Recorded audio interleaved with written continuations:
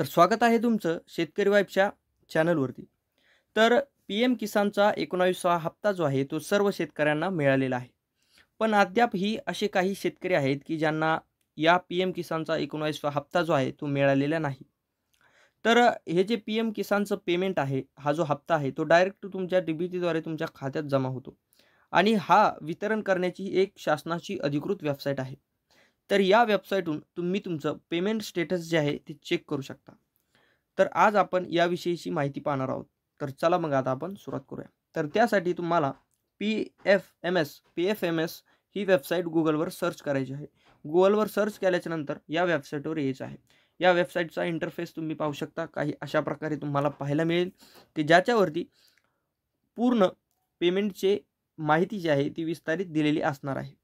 तर त्याच्यामध्ये तुम्ही सुरुवातीला पाहू शकता इथे 4 प्रकारचे बॉक्स तुम्हाला पाहायला मिळतील, की ज्याच्यामध्ये हिरव्या बॉक्समध्ये टुडेज डी-बी-टी ट्रान्झॅक्शन्स काउंट म्हणजेच आज केलेले डी-बी-टी म्हणजे डायरेक्ट बँक ट्रान्सफर केलेली जी मनी आहे त्याचं पूर्ण अकाउंट जे आहे ते तुम्हाला इथे पाहायला मिळेल. तर अशा काही प्रकारची माहिती तुम्हाला येथे या वेबसाईटवर पाहायला मिळेल. तर आता आपल्याला आपलं पेमेंट स्टेटस पी-एम किसानचा 19व्या हप्त्याचं चेक करायचं आहे. तर त्यासाठी आपल्याला काय करायचं आहे, या 3 डॉटवरती क्लिक करायचं आहे. या 3 डॉटवरती क्लिक केल्याच्यानंतर तुम्हाला खूप सारे ऑप्शन पाहायला मिळतील, की ज्याच्यामधून तुम्हाला 3 नंबरचं पेमेंट स्टेटस याच्यावरती क्लिक करायचं आहे. पेमेंट स्टेटसवरती क्लिक केल्याच्यानंतर नंतर तुम्हाला खूप सारे ऑप्शन पाहायला मिळतील, की ज्याच्यामधून आपल्याला शेवटून 2 नंबरचं म्हणजेच डी-बी-टी स्टेटस ट्रॅकर याच्यावरती क्लिक करायचं आहे.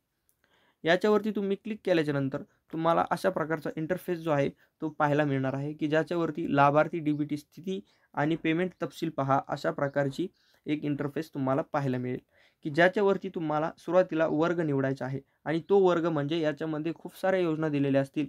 तुम्हाला कोणत्या योजनेचं स्टेटस चेक करायचं आहे, तर आपल्याला पी-एम किसानचं स्टेटस चेक करायचं आहे. त्याच्यामुळे आपण पी-एम किसानवर क्लिक करणार आहोत. याच्यावरती क्लिक केल्याच्यानंतर तुम्ही पाहू शकता खाली तुम्हाला 2 पर्याय दिलेले असणार आहेत, की ज्याच्यामध्ये तुम्हाला तुमची अर्ज आय-डी टाका आणि त्याच्यानंतर लाभार्थी कोड टाका. अशा प्रकारची माहिती विचारली जाणार आहे. जर तुम्हाला तुमचा अर्ज आय-डी माहीत असेल, तर तो टाका. जर अर्ज आय-डी माहीत नसेल, तर लाभार्थी कोड टाका. तरी तुम्ही हे चेक करू शकता. या दोन्हीपैकी कोणताही एक आय-डी टाकून तुम्हाला त्याच्यानंतर हा कॅप्चा जो आहे जशाची तसा या बॉक्समध्ये जो आहे तो टाकायचा आहे. या बॉक्समध्ये टाकल्याच्यानंतर तुम्हाला खाली हे शोधा जे ऑप्शन आहे याच्यावरती क्लिक करायचं आहे.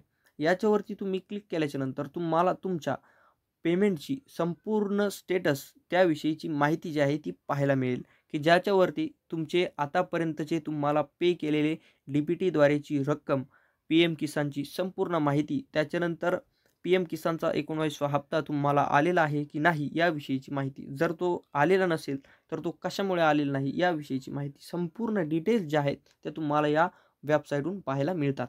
तर अशाच माहितीसाठी आपल्या चॅनलला सबस्क्राईब करा आणि जर व्हिडिओ आवडला तर एक लाईक नक्की करा.